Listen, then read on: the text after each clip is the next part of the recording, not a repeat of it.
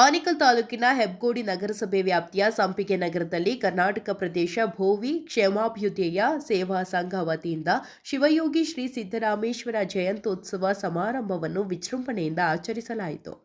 ಇನ್ನು ಕಾರ್ಯಕ್ರಮದ ದಿವ್ಯ ಸಾನ್ನಿಧ್ಯವನ್ನು ಭೋವಿ ಗುರುಪೀಠದ ಶ್ರೀ ಶ್ರೀ ಹೇಮಡಿ ಸಿದ್ದರಾಮೇಶ್ವರ ಮಹಾಸ್ವಾಮೀಜಿಗಳು ವಹಿಸಿದ್ರು. ಇನ್ನು ಶಿವಯೋಗಿ ಶ್ರೀ ಸಿದ್ದರಾಮೇಶ್ವರ ಜಯಂತ್ಯೋತ್ಸವ ಸಮಾರಂಭ ಅಂಗವಾಗಿ ಹಲವು ಸಮಾಜಮುಖಿ ಕಾರ್ಯಕ್ರಮಗಳನ್ನು ಏರ್ಪಡಿಸಲಾಗಿತ್ತು. ಇನ್ನು ಕಾರ್ಯಕ್ರಮದ ಅಧ್ಯಕ್ಷತೆಯನ್ನು ಕರ್ನಾಟಕ ಪ್ರದೇಶ ಭೋವಿ ಕ್ಷೇಮಾಭ್ಯುದಯ ಸೇವಾ ಸಂಘದ ಸಂಸ್ಥಾಪಕ ಅಧ್ಯಕ್ಷರಾದ ಡಾಕ್ಟರ್ ಎಸ್ ಚಿನ್ನಸ್ವಾಮಿರವರು ವಹಿಸಿದ್ರು. ಇನ್ನು ಕಾರ್ಯಕ್ರಮದ ನಿರೂಪಣೆಯನ್ನು ಕರ್ನಾಟಕ ಪ್ರದೇಶ ಭೋವಿ ಕ್ಷೇಮಾಭ್ಯುದಯ ಸೇವಾ ಸಂಘದ ರಾಜ್ಯ ಪ್ರಧಾನ ಕಾರ್ಯದರ್ಶಿ ಆರ್ ನರೇಂದ್ರ ಕುಮಾರ್ ನಡೆಸಿಕೊಟ್ಟರು. ಇನ್ನು ಕಾರ್ಯಕ್ರಮದಲ್ಲಿ ಭೋವಿ ನಿಗಮ ಮಂಡಳದ ಅಧ್ಯಕ್ಷರಾದ ಡಾಕ್ಟರ್ ರಾಮಪ್ಪರವರು, ಸಮಾಜ ಸೇವಕರಾದ ಸಂಪಿಗೆ ನಗರ ಮುನಿಯಪ್ಪ, ನಿವೃತ್ತ ಪೊಲೀಸ್ ಅಧಿಕಾರಿ ಸಿದ್ದಲಿಂಗಪ್ಪ, ಶಾಂತಿಪುರ ಗ್ರಾಮ ಪಂಚಾಯಿತಿ ಮಾಜಿ ಅಧ್ಯಕ್ಷ ರಮೇಶ್, ಪೊಲೀಸ್ ರಾಮಸ್ವಾಮಿ, ನಿವೃತ್ತ ಸರ್ಕಾರಿ ಅಧಿಕಾರಿ ಶ್ರೀನಿವಾಸ್, ಯುವ ನಾಯಕರಾದ ತುಳಸಿರಾಮ್, ಚೇತನ್, ಹೆಬ್ಗೋಡಿ ಮಹಂತೇಶ್, ಸಿಕೆ ನಾಗರಾಜ್, ಮಾಜಿ ಅಧ್ಯಕ್ಷರಾದ ಮಾರಪ್ಪ, ಕೇಬಲ್ ಕೃಷ್ಣಪ್ಪ, ವೆಂಕಟಸ್ವಾಮಿ, ವರಲಕ್ಷ್ಮಿ ಗೋಪಾಲ್, ಬಸನಾಪುರ ಕುಳ್ಳಪ್ಪ, ಸಿದ್ದನಹಳ್ಳಿ ಕುಮಾರ್, ಲಕ್ಷ್ಮಯ್ಯ, ಪೆದ್ದಾರೆಡ್ಡಿ, ಕೃಷ್ಣಪ್ಪ, ಶಾಂತಿಪುರ ಚಂದ್ರು, ಸಂಘದ ಪದಾಧಿಕಾರಿಗಳಾದ ಚಂದ್ರಮ್ಮ, ನಾಗವೇಣಿ, ಲಕ್ಷ್ಮಮ್ಮ, ಮುನಿಲಕ್ಷ್ಮಿ, ಶಶಿಕಲಾ, ಪುಷ್ಪ, ಸುರೇಶ್, ವಿ ರಾಮಯ್ಯ, ರವಿಕುಮಾರ್, ಮಹೇಶ್, ವೆಂಕಟಪ್ಪ, ಶಾಂತಮ್ಮ, ಸುಶೀಲಮ್ಮ, ಕೃಷ್ಣ, ವೆಂಕಟೇಶ್, ಗೋಪಾಲ್, ಮಂಜುನಾಥ್, ಶ್ರೀನಿವಾಸ್ ಮೊದಲಾದವರು ಹಾಜರಿದ್ದರು.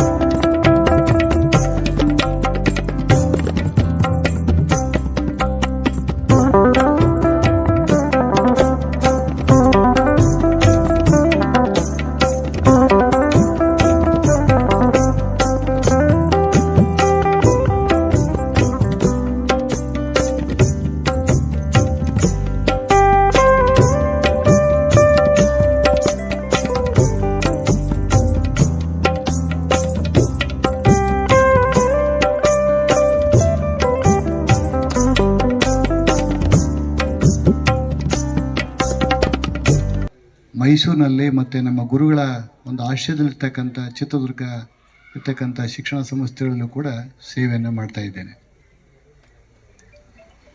ನಮಗೆ ಯಾವುದೊಂದಕ್ಕೂ ಕೂಡ ಒಂದು ಭಾಗ್ಯ ಅಂತಕ್ಕಂಥದ್ದು ಬೇಕು. ನಮ್ಮ ಪ್ರಯತ್ನ 99% ಇದ್ದರೆ ಭಾಗ್ಯ ಅಂತಕ್ಕಂಥದ್ದು, ಯೋಗ ಅಂತಕ್ಕಂಥದ್ದು 1% ಬೇಕು. ಆ 1% ಯೋಗದಲ್ಲಿ ನಮ್ಮ ಸಂಪೂರ್ಣ ಜೀವನದ ಚಿತ್ರಣವನ್ನೇ ಕೂಡ ಬದಲಾಯಿಸ್ಕೊಳ್ಳೋಕ್ಕೆ ಸಾಧ್ಯತೆ ಇರ್ತದೆ. ನಾನು 2009 ಸ್ವಯಂ ನಿವೃತ್ತಿ ತೆಗೆದುಕೊಂಡು ನಿರಂತರವಾಗಿ ಚಿತ್ರದುರ್ಗ ಕ್ಷೇತ್ರದಲ್ಲಿ ಲೋಕಸಭೆಗೆ ಆಕಾಂಕ್ಷಿಯಾಗಿ ಓಡಾಡ್ತಾ ಇದ್ದೆ. ನನ್ನ ಇನ್ನು 14 ವರ್ಷಗಳ ಸೇವೆಯನ್ನು ಕೈಬಿಟ್ಟಿದ್ದೆ. ಎಲ್ಲೋ ಒಂದು ಕಡೆಗೆ ಒಂದು ರಾಜಕಾರಣದಲ್ಲಿ ಒಂದು ಸ್ಥಾನವನ್ನು ಪಡಿಬೇಕು ಅಂತ ಹಂಬಲಿಸ್ಕೊಂಡು ಹೋದಾಗ ಅದು ನನ್ನ ಕೈಗೆ ದಕ್ಕಲಿಲ್ಲ. ಕೊನೆಗೆ ಈಗಿರ್ತಕ್ಕಂಥ ಮುಖ್ಯಮಂತ್ರಿಗಳು ನನಗೆ 2018ರಲ್ಲಿ ಒಂದು MLC ಟಿಕೆಟ್ ಕೂಡ ಕೊಟ್ಟರು. South east teachers constituency, Chitradurga, Tumakuru, Chikkaballapura, Kolar ಮತ್ತು ದಾವಣಗೆರೆ ಜಿಲ್ಲೆಗೆ ಸಂಬಂಧಪಟ್ಟಾಗೆ ಟಿಕೆಟ್ ಕೊಟ್ಟರು. ಅದರಲ್ಲಿ ನಾನು ಕಾಂಗ್ರೆಸ್ ಅಭ್ಯರ್ಥಿಯಾಗಿ ಸೋಲನ್ನು ಕೂಡ ಕಂಡೆ. ಯಾವ ಸಂದರ್ಭದಲ್ಲೂ ಕೂಡ ನಾನು ಪಕ್ಷವನ್ನು ಬಿಡಲಿಕ್ಕೆ ಯೋಚನೆ ಮಾಡಲೇ ಇಲ್ಲ. ಭಾಳಷ್ಟು ಜನ ಹೇಳಿದರು ನಮ್ಮ ಪಕ್ಷ ಯಾವ ಕಾರಣಕ್ಕೂ ಕೂಡ ಪಕ್ಷ ಬದಲಾವಣೆ ಮಾಡ್ತಕ್ಕಂಥ ಅವಶ್ಯಕತೆ ನನಗಿಲ್ಲ ಅಂಥೇಳಿ ಸದಾ ನನಗೆ ಗುರುಗಳು ಪ್ರೇರಣೆಯಾಗುತ್ತಿದ್ದರು. ನಮ್ಮ ಸ್ವಾಮೀಜಿಗಳು ಸರಿ ಸಂದರ್ಭದಲ್ಲಿ ಧೈರ್ಯ ತುಂಬ್ತಾ ಇದ್ರು, ಕರೆಸ್ತಿದ್ರು, ನನಗೆ ಸಂತಾನ ಹೇಳ್ತಿದ್ರು. ಹೆಚ್ಚು ಈ ಸಮಯದ ಅಭಾವ ಮತ್ತು ಕೆಲಸಗಳನ್ನು ಮಾಡಲಿಕ್ಕೆ ನನಗೆ ಹೆಚ್ಚು ಇಂಟ್ರೆಸ್ಟು. ಅದಕ್ಕೆ ನನಗೆ ಯಾಕೆ ಅಂತಂದೆ, ಇಲ್ಲ ನೀವು ಬಂದೋಗಿ ಸರ್ ಅಂತಂದರು. ಅದಕ್ಕೆ ಬೇರೆ ಕಾರ್ಯಕ್ರಮಗಳಿದ್ದರೂ ಕೂಡ ನಾನು ಬಂದು ನಾಳೆ ಬೆಳಗ್ಗೆ ನಾನು ಗುರುಗಳು ಮತ್ತು ಬೀದರ್ಗೆ ಹೋಗ್ತಿದ್ವಿ. ಬೀದರಲ್ಲಿ ಕಾರ್ಯಕ್ರಮ ಅಟೆಂಡ್ ಮಾಡ್ತೀನಿ ಮತ್ತು ವಾಪಸ್ ಬರ್ತೀನಿ. ಅವರು ಏನೋ ತುಂಬ ನಿರೀಕ್ಷೆ ಇಟ್ಕೊಳ್ತಾರೆ. ನನ್ನ ಹತ್ರ ನಿಮ್ಮ ನಿರೀಕ್ಷೆಗಳನ್ನೆಲ್ಲ ಪೂರೈಸಲಿಕ್ಕೆ ಅಷ್ಟೊಂದು ಹಣಕಾಸಿನ ಶಕ್ತಿಯೂ ಕೂಡ ಇಲ್ಲ. ವಾಸ್ತವ ಸತ್ಯ, ನಿರೀಕ್ಷೆ ತುಂಬ ಇರ್ತದೆ, ಆದರೆ ಸರ್ಕಾರದ ಅನುದಾನ ತುಂಬ ಕಡಿಮೆ ಇರ್ತದೆ. ಆದಷ್ಟು ನೀವೆಲ್ಲರೂ ಕೈ ಜೋಡಿಸಿ ಸಹಕರಿಸಿದರೆ ಬಡವನಿಗೆ ಸಿಗ್ತಕ್ಕಂಥ ಕೆಲಸವನ್ನು ಮಾಡೋಣ. ಬಡವನಿಗೆ ತಲುಪಬೇಕಾಗಿರ್ತಕ್ಕಂಥ ಸ್ವಲ್ಪ ಮಾಡೋಣ. ನಮಗೆ ಶಕ್ತಿ ಇದೆ. ನಮ್ಗೆ 50,000 1 ಲಕ್ಷ ರೂಪಾಯಿ ನಮಗೇನು ಕಷ್ಟ ಅಲ್ಲ. ಆದರೆ ಒಬ್ಬ ಬಡವನಿಗೆ 1 ಲಕ್ಷ ರೂಪಾಯಿ ಕೈಗೆ ಸಿಕ್ಕಿದರೆ ಅವನು ಜೀವನ ಪರ್ಯಂತ ನೋಡದೇ ಇರ್ತಕ್ಕಂಥ ಸಂತೋಷನೂ ಆಗುತ್ತೆ, ಅವನಿಗೆ ಶಕ್ತಿನೂ ಬರ್ತದೆ. ಹಾಗಾಗಿ ಅಂಥ ಬಡವರಿಗೆ ತಲುಪಿಸೋಂಥ ಕೆಲಸವನ್ನು ನಾನು ಮಾಡ್ತೀನಿ. ನಿಮ್ಮೆಲ್ಲರ ಸಹಕಾರ ಇರಬೇಕು, ನಿಮ್ಮೆಲ್ಲರ ಒಂದು ಪ್ರೋತ್ಸಾಹ ನನಗಿರಬೇಕು ಅಂತ ಹೇಳ್ತಾ ಈ ಸಂದರ್ಭದಲ್ಲಿ ಚಿನ್ನಸ್ವಾಮಿ ಅವರಿಗೆ ಮತ್ತೊಮ್ಮೆ ಅವರ ಪದಾಧಿಕಾರಿಗೆ ನಾನು ವಂದಿಸಿ, ನನಗೆ ಗುರುಗಳು ಕೂಡ ನನಗೆ ಜೊತೆಗೂಡಿದ್ದಕ್ಕೆ ಅವ್ರಿಗೂ ಕೂಡ ನಮಸ್ತಾ ನನ್ನ ಮಾತನ್ನು ಮುಗಿಸ್ತೀನಿ. ಚಂಗಮಲೋಲಂ ಬಸವಂ ಕಾಲಾಂಗಿ ಕಾಲ ಅನುಪಮಶೀಲಂ ಬಸವ ರಕ್ಷಿಪದನ್ನ ಸಂಗನ ಬಸವ. ಬಸವಾದಿ ಶರಣರನ್ನ ಶಿವಯೋಗಿ ಸಿದ್ದರಾಮೇಶ್ವರನ್ನ ಸ್ಮರಿಸಿಕೊಳ್ಳುತ್ತಾ ವೇದಿಕೆ ಮೇಲೆ ಉಪಸ್ಥಿತರಿರುವಂತಹ ಮತ್ತು ಕೆಳಗಡೆ ವಿರಾಜಮಾನರಾಗಿರುವಂತಹ ಎಲ್ಲ ಸದ್ಭಕ್ತರಿಗೆ ಶರಣಾರ್ಥಿಗಳು. 2 ಗಂಟೆಗೆ ನಾನು ಕಡೂರು ಸಿದ್ದರಾಮೇಶ್ವರ ಜಯಂತಿಗೆ ಮೊದಲು ಟೈಮ್ ಕೊಟ್ಟಿದ್ದೆ, 10 ಗಂಟೆ ಕೊಟ್ಟಿದ್ದೆ. ಚಿನ್ನಸ್ವಾಮಿಯವರೆಲ್ಲ ಬರಲೇಬೇಕು 1ನೇ ತಾರೀಕಿಗೆ, ಸಂಡೇ ಬಿಟ್ಟರೆ ಬೆಂಗಳೂರಲ್ಲಿ ಕಾರ್ಯಕ್ರಮ ಮಾಡ್ಲಿಕ್ಕೆ ಆಗಲ್ಲ ಅಂದರು. ಅವ್ರು ಕೇಳ್ಕೊಂಡೆ, ಪರವಾಗಿಲ್ಲ ಸಮಯದಿಂದ ಅರ್ಧ ದಿನ ಮುಂದಕ್ಕೆ ಹಾಕೊಳ್ತೀವಿ, ಮಧ್ಯಾಹ್ನ ಬರ್ರಿ ಅಂದರು. ಅವ್ರು ಹೇಳೋ ಟೈಮಿಗೆ ಇನ್ನೂ ಇಲ್ಲೇ ಇದ್ದೀನಿ ನಾನು. ಬಹುಶಃ ಇಲ್ಲಿಂದ ಹೋಗ್ಲಿಕ್ಕೆ 4 ರಿಂದ 5 ತಾಸು ಪ್ರಯಾಣ ಆಗ್ಬೋದು ಕಡೂರಿಗೆ. ಫೋನ್ ಬರ್ತಾ ಐತೆ, ಮುಗಿಯೋದ್ರೊಳಗೆ ಹೋಗೋದಕ್ಕೆ ಪ್ರಯತ್ನ ಮಾಡ್ತೀನಿ. ಹಾಗಾಗಿ ಸುತ್ತಿ ಬೆಳೆಸಿ ಮಾತನಾಡದೆ ನೇರವಾಗಿ ವಿಚಾರಕ್ಕೆ ಬರೋದಾದರೆ, ಸಿದ್ದರಾಮೇಶ್ವರರು ಅವರ ಜಯಂತಿನ ಮಾಡ್ತಿದ್ದೀವಿ ಅಂತಂದರೆ, ನಾವು ಯಾರ ಬಗ್ಗೆ ಆದರೂ ಮಾತನಾಡುವಾಗ, ಯಾರ ಬಗ್ಗೆ ಆದರೂ ಗೌರವ ಇಟ್ಕೊಂಡಾಗ ಮೊದಲು ಅವ್ರು ಹೇಗೆ ಬದುಕಿದ್ರು ಅಂತ ತಿಳ್ಕೊಳ್ಬೇಕು. ಎರಡನೇದು, ಅವರು ಬದುಕಿದಂಗೆ ನಾವು ಬದುಕಲಿಕ್ಕೆ ಸಾಧ್ಯವಾ ಅಂತ ವಿಚಾರ ಮಾಡಬೇಕು. ಸರಳವಾಗಿರುವಂತಹ ವಿಚಾರ. ಒಂದು, ಅವರು ಹೇಗೆ ಬದುಕಿದ್ರು, ಎರಡನೇದು ಅವರು ಬದುಕಿದ ಹಾಗೆ ನಾವು ಬದುಕಲಿಕ್ಕೆ ಸಾಧ್ಯವಾ ಅಂತೇಳಿ. ಇಲ್ಲಿ ಸಿದ್ದರಾಮೇಶ್ವರರನ್ನ 2 ರೀತಿಯಾಗಿರುವಂತಹ ಜೀವನ ಕ್ರಮವನ್ನ ನೋಡ್ಬೋದು. ಒಂದು, ಸಾಹಿತಿಗಳು, ಕವಿಗಳು, ಅನೇಕ ರೀತಿಯ ಅಕ್ಷರದ ವಾರಸದಾರಿಕೆರಂತರ ದೃಷ್ಟಿಕೋನದಲ್ಲಿ, ಜಾನಪದರ ದೃಷ್ಟಿಕೋನದಲ್ಲಿ ಸಿದ್ದರಾಮೇಶ್ವರರು ಪವಾಡ ಪುರುಷರು ಅಂತೇಳಿ. ಪವಾಡ ಪುರುಷರು ಅಂತಂತಂದ್ರೆ ಅನೇಕ ಗಂಧರ್ವರುಗಳಿಗೆ, ಅನೇಕ ದೇವಾನುದೇವತೆಗಳಿಗೆ ಶಾಪಗ್ರಹಸ್ಥರಾಗಿ ಭೂಮಿಗೆ ಬಂದವರಿಗೆ ಶಾಪ ವಿಮೋಚನೆ ಮಾಡಿದ್ರು ಅಂತೇಳಿ ಪುರಾಣದ ಪುಣ್ಯಕಥೆಗಳಲ್ಲಿ ರಾಘವಂಕನ ಚರಿತ್ರೆಯಲ್ಲಿ ಬರುವಂತಹದ್ದು.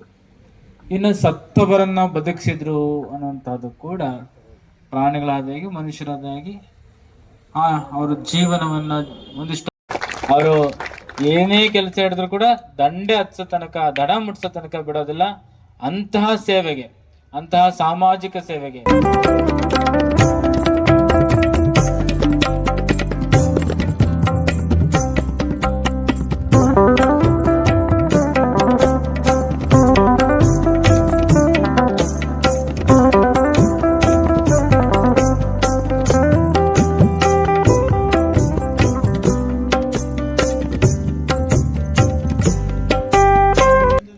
ಇವತ್ತೇನಂತಂದ್ರೆ ನಾವು ಕರೆದಿದ್ದಕ್ಕೆ ಪಾಪ ಸ್ವಾಮೀಜಿನೂ ಎಲ್ಲೋ ಹೋಗ್ಬೇಕಾಗಿರೋರು ಬರ್ಲೇಬೇಕಂತಿದ್ದಕ್ಕೆ ಅವರು ಬಂದರು.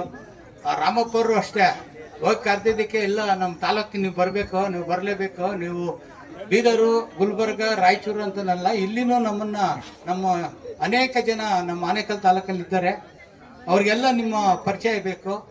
ಮತ್ತೆ ಏನೇನು ನಿಮ್ಮದು ನಿಗಮನಲ್ಲಿ ಏನೇನು ನಮಗೆ ಸವಲತ್ತುಗಳಿದ್ದಾವೆ ಎಲ್ಲ ಇವಾಗ ಅವರು ತಿಳಿಸ್ಕೊಟ್ಟಿದ್ದಾರೆ. ಅನೇಕರು ಬಹಳ ಕಷ್ಟಪಟ್ಟು ಈ ಸಂಘಟನೆಗೆ ಅವರು ಒಂದು ಬೆಂಬಲವಾಗಿ ನಿಂತ್ಕೊಂಡು ಇವತ್ತು ಒಂದು ಕಾರ್ಡ್ ಹೊಡೆಯೋದಾಗ್ಲಿ ಅಥವಾ ಒಂದು ಬ್ಯಾನರ್ ಹಾಕೋದಾಗ್ಲಿ, ಯಾವುದೋ ಒಂದು ನಂದು ಮೇಲೆ ನಿಂದು ಕಡೆಗಡೆ ಯಾವುದು ಲೋಪದೋಷಗಳು ಇದ್ರೂ ಸಹ ಅವೆಲ್ಲ ಕೇರ್ ನಮ್ಗದಲ್ಲ. ನಮ್ಮ ಗುರಿ ಏನು ಇಟ್ಕೊಂಡಿದ್ದೀವಿ ಆ ಗುರಿ ಸಾಧನೆ ಮಾಡಬೇಕು. ಆದರೆ ನಮ್ಮ ಸ್ವಾಮೀಜಿಗಳು ಎಲ್ಲ ಹೇಳಿದ್ದಾರೆ, ನಮ್ಮ ರಾಮಪ್ಪರು ನಿಗಮ ಮಂಡಳಿ ಅಧ್ಯಕ್ಷರು ಅವರು ಹೇಳಿದ್ದಾರೆ.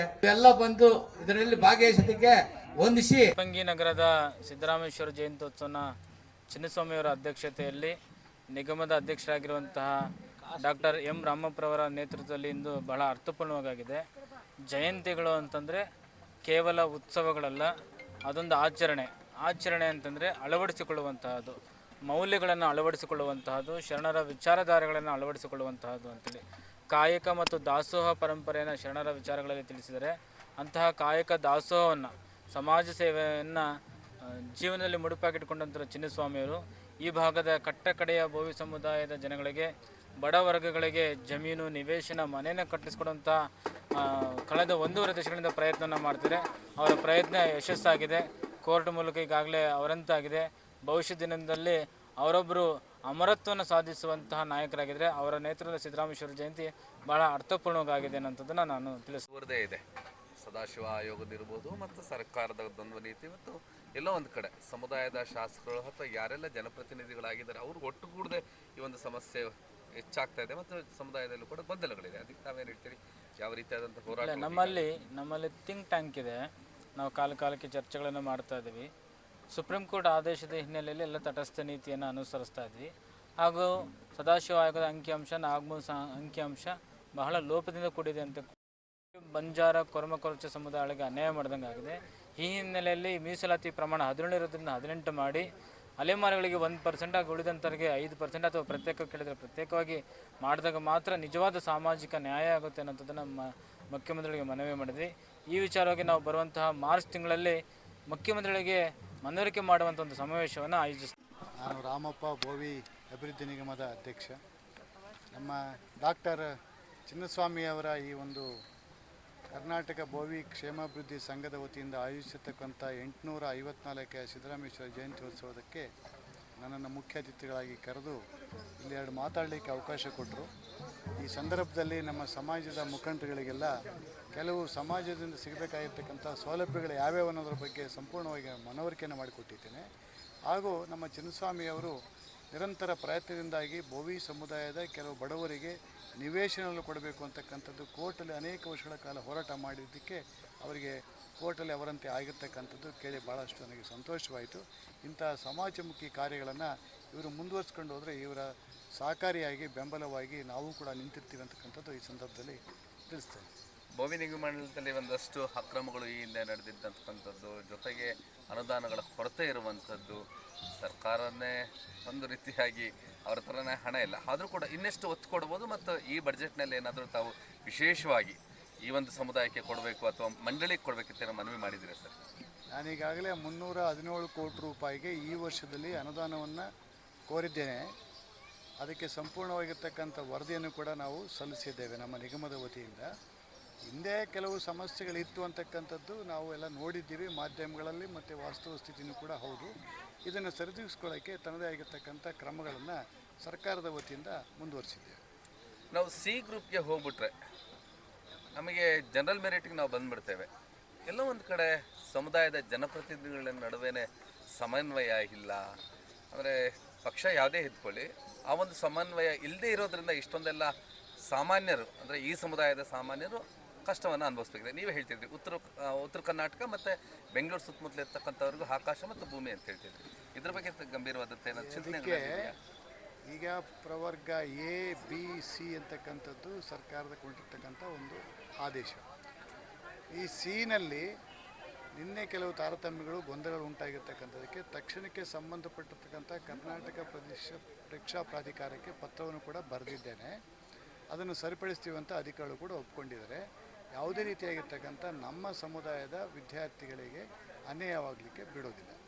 ಸರ್ಕಾರಕ್ಕೆ ಯಾವ ರೀತಿ ಮನವರಿಕೆ ಮಾಡಿಕೊಳ್ಬೇಕು ಎಲ್ಲ ರೀತಿಯಲ್ಲಿ ಮನವರಿಕೆ ಮಾಡಿಕೊಡಿ. 854ನೇ ಸಿದ್ದರಾಮೇಶ್ವರ ಜಯಂತಿ ಮತ್ತು ಮುಖ್ಯವಾಗಿ ನಮ್ಮ ಸಂಘದಲ್ಲಿ 4 ಜನ ಇದರಲ್ಲಿ ದುಡಿದಂಥವ್ರು, ಕಷ್ಟಪಟ್ಟು ಈ ಸಂಘ ಕಟ್ಟಿದಂಥವ್ರು ನಾಗಪ್ಪಣ್ಣ, ಗಂಗರಾಜು, ಕೃಷ್ಣಾನಂದು ಮತ್ತು ಅಣ್ಣಯ್ಯಪ್ಪ, ಮತ್ತು ಇನ್ನೂ ಒಂದಿಬ್ಬರು ರಾಧಮ್ಮ, ಬಾಬು, ಎಲ್ಲರೂ ನಮ್ಮ ಇವರೆಲ್ಲ ಸೇರಿ ಇವತ್ತು ಮುಖ್ಯವಾಗಿ ನಮ್ಮ ಗಂಗರಾಜು ಇವತ್ತು ನಾನು ಬೇಡ, ನನಗೆ ನನ್ನ ಕೈಯಲ್ಲಿ ಸಂಘಟನೆ ಕಟ್ಟೋಕ್ಕಾಗಲ್ಲ, ನಾವು ಏನೋ ಒಂದು ಆನೇಕಲ್ ತಾಲೂಕಲ್ಲಿ ಒಂದು ಸಣ್ಣದಾಗಿ ಒಂದು ಜನಾಂಗಕ್ಕೋಸ್ಕರವಾಗಿ ಒಂದು ಆಫೀಸ್ ಮಾಡಬೇಕು, ಎಲ್ಲ ಜನಾಂಗದವ್ರದ್ದು ಆನೇಕಲ್ ತಾಲೂಕಲ್ಲಿ ನಮ್ಮ ತಾಲೂಕಾಗಿ ನಮಗೆ ಕುಂತ್ಕೊಳ್ಳೋಕೆ ಜಾಗ ಇಲ್ಲ ಅಂಥೇಳಿ ಅದಕ್ಕೆ ಭಾಳ ಹೋರಾಟ ಮಾಡಿ ಅಲ್ಲಿ ಒಂದು ಜಾಗ ಆಫೀಸ್ ಮಾಡಿದ್ವಿ. 3ನೇ ಫ್ಲೋರ್ ಇದೆ. ಇವತ್ತು ಏನಂತಂದರೆ ಇವತ್ತು ನಮ್ಮ ಜನಾಂಗ ಸಂಘಟನೆ ಮಾಡೋದ್ರಲ್ಲಿ ಸ್ವಲ್ಪ ಹಿಂದೆ ಇರ್ತಾರೆ. ಯಾವುದೇ ಕಾರಣಕ್ಕೆ ನಾವು ಸಂಘಟನೆ ಮಾಡಿಲ್ಲ ಅಂತಂದರೆ ನಮ್ಮ ಜನಾಂಗಕ್ಕೆ ಯಾವ ಸೌಲಭ್ಯನೂ ಸಿಕ್ಕಲ್ಲ. ನಾವು ಮುಖ್ಯವಾಗಿ ಸಂಘಟನೆ ಮಾಡಬೇಕು. ಇವತ್ತು ನಮ್ಮ ತಾಲೂಕಿನವರು ಎಲ್ಲರೂ ಆರ್ಥಿಕವಾಗಿ ಅವ್ರವ್ರ ಮಟ್ಟಕ್ಕೆ ಅವರಿದ್ದಾರೆ. ಇವತ್ತು ಏನಂತಂದರೆ ಏನು ಇಲ್ದಿರ ನಮ್ಮ ನಿಗಮ ಮಂಡಳಿ ಚೇರ್ಮನ್ರು ಹೇಳ್ದಂಗೆ ತುಂಬ ಬೇರೆ ಕಡೆ ಹೋದರೆ ಬೀದರು, ಗುಲ್ಬರ್ಗ ಆ ಕಡೆ ಹೋದರೆ ಇನ್ನು ಒಂದೊತ್ತಕ್ಕೂ ಊಟಕ್ಕೂ ಇಲ್ಲ, ಇವತ್ತೂ ಇಲ್ಲ ಅವ್ರಿಗೆ. ಇವಾಗ ನಮ್ಮ ಬೆಂಗಳೂರು ಸುತ್ತಮುತ್ತ ಇರೋರು, ನಮ್ಮ ಆನೇಕಲ್ ತಾಲೂಕು ಅಂತಲ್ಲ, ನಮ್ಮ ಬೆಂಗಳೂರು ಸುತ್ತಮುತ್ತ ಇರೋರು ಎಲ್ಲ ಊಟಕ್ಕೆ ಬಟ್ಟೆಗೆ ಏನೋ ಒಂದು ಅವಶ್ಯಕತೆ ಮಾಡಿಕೊಂಡು ಒಂದು ಲೆವೆಲಾಗಿದ್ದಾರೆ.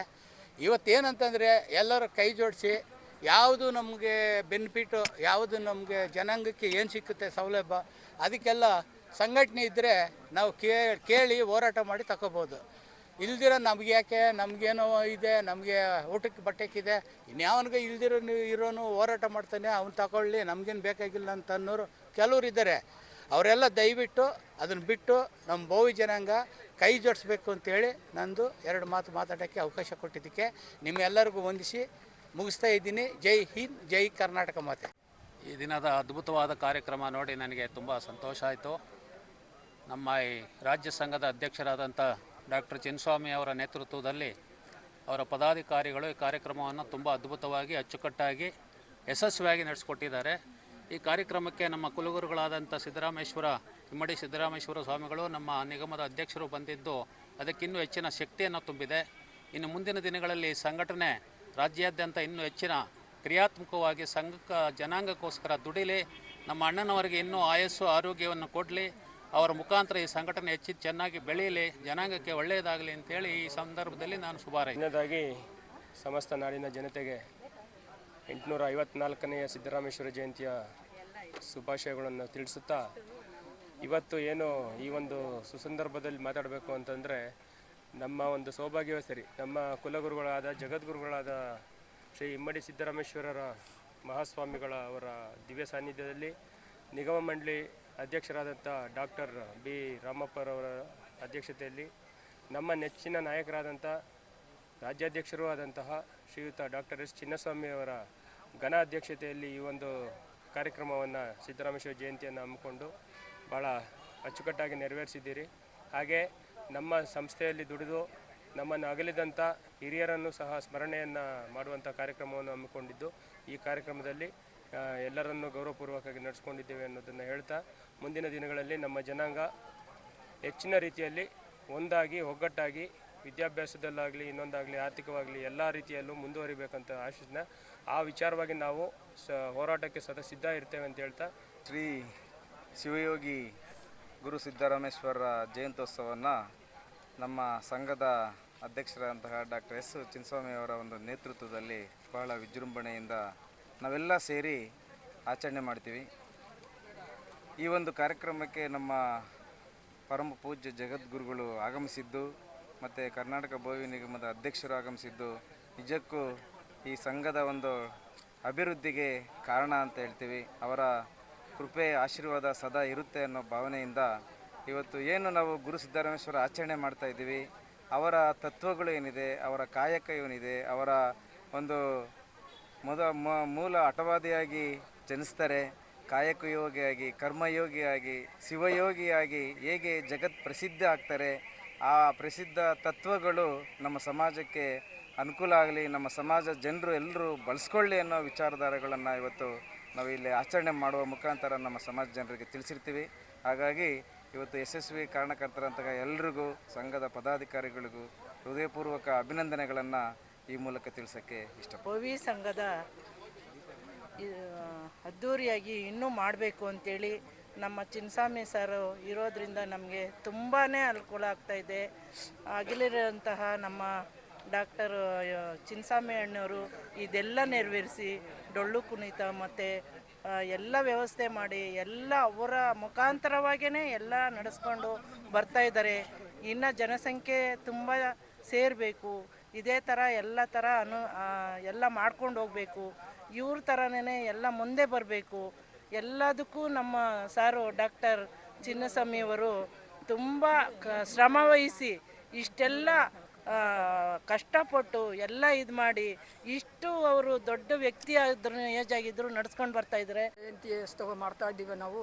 ನಮ್ಮ ಡಾಕ್ಟರ್ ಚಿನ್ನಸ್ವಾಮಿ ಅಧ್ಯಕ್ಷರು ಇದರಲ್ಲಿ ನಾವು ಹೆಚ್ಚಿನ ಜನ ಸೇರಿಕೊಂಡು ಇವತ್ತು ಯಾರಿಗೂ ಗೊತ್ತಿಲ್ಲ, ಯಾಕಂದರೆ ಸಿದ್ದರಾಮೇಶ್ವರ ಯಾರು ಅಂತ ಗೊತ್ತಿಲ್ಲ. ಕೆಲವು ಹಳ್ಳಿ ಕಡೆ, ಕೆಲವು ಇದ್ರ ಕಡೆ ನಮ್ಮ ಅಧ್ಯಕ್ಷರು ತುಂಬ ಕಷ್ಟಪಟ್ಟು ಅವರಿಗೆ ಏನೇ ಕೆಲಸಗಳಿದ್ರೂ ಅವ್ರು ಸಾವಿರಾರು ಜನಕ್ಕೆ ಅನ್ನ ಹಾಕೋ ದನಿ ಆಗಿದ್ರು ಅವ್ರ ಮಕ್ಕಳು ಅವರು ಇವತ್ತು ಸಿದ್ದರಾಮೇಶ್ವರ ಜಯಂತಿ ಮಾಡಬೇಕು ಅಂದ್ಬಿಟ್ಟು ತುಂಬ ಜನ ಸೇರಿ ಇದ್ದು ಸ್ವಲ್ಪ ಟೈಮಲ್ಲಿ ಎಲ್ಲರಿಗೂ ಇದು ಮಾಡಿ ಇವತ್ತು ನಮ್ಮ ನಿಗಮ ಮಂಡಳದ ಅಧ್ಯಕ್ಷರು ರಾಮಪ್ಪ ಸಾರು ಮತ್ತು ನಮ್ಮ ಗುರುಗಳು ಸ್ವಾಮೀಜಿಗಳು ಎಲ್ಲನೂ ಕರೆಸಿ ಇಷ್ಟು ವಿಭಜನೆಯಿಂದ ಮಾಡಿರೋದು. ಒಂದು ದೊಡ್ಡ ಮಟ್ಟದಲ್ಲಿ ಈ ಸಂಘಟನೆಯನ್ನು ನಡೆಸ್ಕೊಂಡು ಬಂದು ಇವತ್ತು ಒಂದು ಕಾರ್ಯಕ್ರಮನ ವಿಜೃಂಭಣೆಯಿಂದ ನಡೆಸ್ಕೊಟ್ಟಂಥ ಹಿರಿಯರಾದಂಥ ಎಲ್ಲ ಹಿರಿಯರು ಮತ್ತು ಪಾದಾಧಿಕಾರಿಗಳು, ಸದಸ್ಯರು ಎಲ್ಲರೂ ಬಂದು ಈ ದೊಡ್ಡ ಒಂದು ವಿಜೃಂಭಣೆಯನ್ನು ಆಚರಣೆ ಮಾಡೋದಕ್ಕೆ ಸಹಕಾರ ಕೊಟ್ಟಂಥ ಎಲ್ಲರಿಗೂ ನಾನು ಕೃತಜ್ಞತೆ ತಿಳಿಸ್ತೀನಿ. ಮೊದಲನೇದಾಗಿ ಚಿನ್ನಸ್ವಾಮಣ್ಣವರು ಆದಷ್ಟು ಎಷ್ಟೋ ನಮ್ಮ ಜನಾಂಗಕ್ಕೆ ಒಳ್ಳೆಯದಾಗಬೇಕು ಅನ್ನೋ ಒಂದು ಪಣ ತೊಟ್ಟು 15 ವರ್ಷಗಳಿಂದ ಏನು ಅವ್ರು ಶ್ರಮ ಪಟ್ಟಿದ್ರೋ ಅದು ಇದುವರೆಗೂ ಆ ಒಂದು ಶ್ರಮನ ಒಂದು ಕೋರ್ಟ್ ಮುಖಾಂತರ ಆಗಿರ್ಬೋದು ಅಥವಾ ಎಲ್ಲ ಓಡಾಡಿ ಎಲ್ಲದರಲ್ಲೂ ಇದ್ರ ಜೊತೆಯಲ್ಲಿ ಹೆಚ್ಚಾಗಿ ನಾವು ಹೇಳಬೇಕು ಅಂದರೆ ದಿವಂಗತ ಗಂಗರಾಜಣ್ಣವರು ಇದಕ್ಕೆ ಭಾಳಷ್ಟು ಒಂದು ಇದು ಕೊಟ್ಟಿದ್ದಾರೆ. ಸೊ ಅದು ಕೂಡ ಮತ್ತು ಚಿನ್ನಸ್ವಾಮಣ್ಣವ್ರಿಗೂ ಇಲ್ಲಿ ಎಲ್ಲರೂ ಈ ಒಂದು ಸಂಘಟನೆಗೆ ಯಾರ್ಯಾರು ಒಂದು ಸಪೋರ್ಟಿವ್ ಆಗಿ ನಿಂತು ಈ ಸಂಘಟನೆನ ಇದುವರೆಗೂ ನಡೆಸ್ಕೊ ಬಂದಿದ್ದಾರೋ ಅವ್ರಿಗೆಲ್ಲರಿಗೂ ನಾನು ಯೋಗಿ ಸಿದ್ದರಾಮೇಶ್ವರ ಜಯಂತಿಯ 854ನೇ ಜಯಂತ್ಯೋತ್ಸವ ಹಮ್ಮಿಕೊಳ್ಳಲಾಗಿದೆ. ಇಲ್ಲಿ ಭೋವಿ ಕ್ಷೇಮಾಭಿವೃದ್ಧಿ ಸಂಘದಿಂದ ಆಯೋಜಿಸಲಾಗಿತ್ತು. ಡಾಕ್ಟರ್ ಚಿನ್ನಸ್ವಾಮಿಯವರ ನೇತೃತ್ವದಲ್ಲಿ ನಡೆಯಿತು. ಎಲ್ಲ ನಮ್ಮ ಇಮ್ಮಡಿ ಸಿದ್ದರಾಮೇಶ್ವರ ಸ್ವಾಮೀಜಿಗಳು ಮತ್ತು ನಮ್ಮ ನಿಗಮ ಮಂಡಳಿ ಅಧ್ಯಕ್ಷರಾದ ಡಾಕ್ಟರ್ ರಾಮಪ್ಪ ಅವರು ಬಂದಿದ್ದರು. ಎಲ್ಲ ಆನೇಕಲ್ ತಾಲೂಕಿನ ಎಲ್ಲ ಮುಖಂಡರು ಬಂದು ಈ ಕಾರ್ಯಕ್ರಮ ಯಶಸ್ವಿಯಾಗಿದೆ. ಏನು ಇವಾಗ ನಮ್ಮ ಸಂಘದಲ್ಲಿ ಕೆಲವರು ಶ್ರದ್ಧಾಂಜಲಿನೂ ಹಮ್ಮಿಕೊಳ್ಳಲಾಗಿತ್ತು. ನಮ್ಮ ಗಂಗರಾಜಣ್ಣ ಮತ್ತು ನಮ್ಮ ಬಾಬು, ರಾಧಾ ಮತ್ತು ಕೃಷ್ಣಾನಂದು ಎಲ್ಲರೂ ಸುಮಾರು ಒಂದು 4-5 ಜನರಿಗೆ ಶ್ರದ್ಧಾಂಜಲಿ ಇತ್ತು. ಅರ್ಥಪೂರ್ಣವಾಗಿ ನಡೆಯಿತು. ಈ ಸಿದ್ದರಾಮೇಶ್ವರ ಜಯಂತಿ ಬಡವರಿಗೂ ನಮ್ಮ ನಿಗಮದಲ್ಲಿ ಏನೇನು ಸೌಲಭ್ಯಗಳಿದೆ ಎಲ್ಲ ಸಿಗಲಿ ಎಂದು ನಮ್ಮ ನಿಗಮ ಮಂಡಳಿ ಅಧ್ಯಕ್ಷರು ಎಲ್ಲ ವಿವರಣೆ ಮಾಡಿ ಹೇಳಿದರು. ಎಲ್ಲರಿಗೂ ಇಲ್ಲಿ ಬಂದವರಿಗೆ ಧನ್ಯವಾದ. ನಮಸ್ಕಾರ. 855ನೇ ಸಿದ್ದರಾಮೇಶ್ವರ ಜಯಂತಿಯ ಶುಭಾಶಯಗಳು. ಈ ಕಾರ್ಯಕ್ರಮಕ್ಕೆ ನಮ್ಮ ಪೂಜ್ಯ ಗುರುಗಳು ಸಿದ್ದರಾಮೇಶ್ವರ ಮಹಾಸ್ವಾಮಿಗಳು ಕಾರ್ಯಕ್ರಮಕ್ಕೆ ಬಂದಿದ್ದರು. ಹಾಗೆ ನಮ್ಮ ನಿಗಮದ ಅಧ್ಯಕ್ಷರಾದಂಥ ರಾಮಪ್ಪನವರು ಸಹ ಬಂದಿದ್ದರು. ಈ ಕಾರ್ಯಕ್ರಮ ಇವತ್ತು ಯಶಸ್ವಿಗೊಳಿಸಿದ್ದಕ್ಕೆ ನಮ್ಮ ಈ ಭಾಗದ ನಮ್ಮ ಜನಾಂಗದ ನಾಯಕರಾದಂಥ ಡಾಕ್ಟರ್ ಚಿನ್ನಸ್ವಾಮಣ್ಣ ಅವರ ನೇತೃತ್ವದಲ್ಲಿ ಕಾರ್ಯಕ್ರಮ ಯಶಸ್ವಿಯಾಗಿದೆ. ಈ ಸಂದರ್ಭದಲ್ಲಿ ಈ ಕಾರ್ಯಕ್ರಮಕ್ಕೆ ಬಂದಿರತಕ್ಕಂಥ ಎಲ್ಲ ನಮ್ಮ ಕುಲಬಾಂಧವರು, ಮುಖಂಡರು, ಹಿರಿಯರಿಗೆ ಎಲ್ಲರಿಗೂ ಈ ಸಂದರ್ಭದಲ್ಲಿ ಧನ್ಯವಾದ. ಶುಭ ದಿನ ಅಂತ ಹೇಳ್ಬೋದು. ಯಾಕಂತಂದರೆ ಗುರುವಿಲ್ಲದ ಜನ, ಗುರುವಿಲ್ಲದ ಗುರುವೇ ಅನ್ನೋ ಮಾತು ಬರೆದಂಥ ಗೊತ್ತಿಲ್ಲದಿರ್ತಕ್ಕಂಥ ಜನ ಈ ದಿನ ನಾವು ಸುಮಾರು ಒಂದು 10 ವರ್ಷದಿಂದ ಮಾವವರು ಒಂದು ಆಶೀರ್ವಾದದಿಂದ, ದೊಡ್ಡವರ ಆಶೀರ್ವಾದದಿಂದ ಗುರುಗಳನ್ನ ನಮ್ಮ ಗುರು ಯಾರು ಅಂತ ತಿಳ್ಕೊಂಡಿದ್ದೀವಿ. ಶಿವಯೋಗಿ ಸಿದ್ದರಾಮೇಶ್ವರ ಅಂಥವ್ರು ಮಹಾಜ್ಞಾನಿ, ಶಿವಯೋಗಿ ಆತ್ಮದರ್ಶನ ಪಡೆದಂಥವ್ರು, ಕಾರಣೀಭೂತರು ಅಂಥವರ ಒಂದು ಸೇವೆ ಮಾಡಿದ ಈ ದಿನ ನಾನು ಜೀವನದಲ್ಲಿ ಮರೆಯೋಕ್ಕೆ ಇನ್ನು ಮುಂದೆ ವರ್ಷವೂ ಪ್ರತಿದಿನ ಅವರ ಒಂದು ಪಾದಗಳನ್ನ ನೆನೆಯುತ್ತಾ ನಾನು ನನ್ನ ಆಯಸ್ಸನ್ನು ಕಳೀತೀನಿ ಅಂತ ಹೇಳ್ಬಿಟ್ಟು ನಾನು ಗುರುಗಳನ್ನ ನೆನೆಯೋದಕ್ಕೆ ಅವಕಾಶ ಕೊಟ್ಟು ಮಾತಾಡಲಿಕ್ಕೆ ಅವಕಾಶ ಕೊಟ್ಟ ತಮ್ಮೆಲ್ಲರಿಗೂ ನಮಿಸುತ್ತೇನೆ.